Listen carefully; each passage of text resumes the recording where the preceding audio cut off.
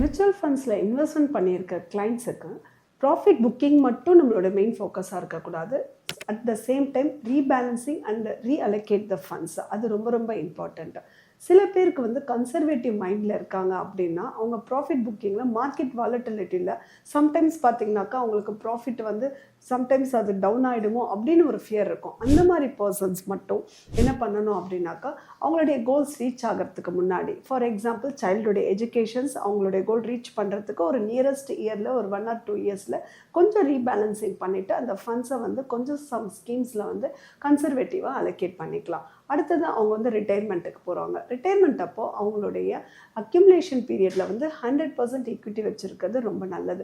Whereas அவங்க distribution ஃபேஸ்க்கு போகிறாங்க, அதாவது ரிட்டையர்மெண்ட் டைமில் அவங்களுடைய மணி டிஸ்ட்ரிபியூட் ஆகும்போது அவங்களுடைய மைண்ட் செட், ஏன்னா அப்போ அவங்களுக்கு ஏஜ் ஆகும் இல்லையா, அப்போ எய்தர் 60% இல்லை 50% கொஞ்சம் ரீபேலன்சிங் அவர் போர்ட்ஃபோலியோ பண்ணிக்கோங்க. பட் ஒன்று விஷயம் புரிஞ்சுக்கோங்க, லாங் ரன்னில் இருக்கிற இன்வெஸ்டர்ஸ்க்கு வந்து பெரிய வாலட்டிலிட்டியோடைய இம்பேக்ட் அவங்க போர்ட்ஃபோலியோவில் பார்க்க மாட்டாங்க.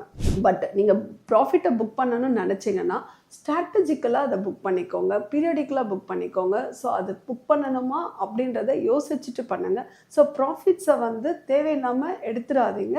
ஸோ அதை லாங் ரன்னில் வந்து உங்களுக்கு ஒரு வெல்த் கிரியேஷன்ஸ் கொடுக்கும். அதே சமயத்தில் ரீஅலோகேஷனும் ரீபேலன்சிங்கும் சுச்சுவேஷன் தகுந்த மாதிரி பண்ணிக்கிட்டே இருங்க.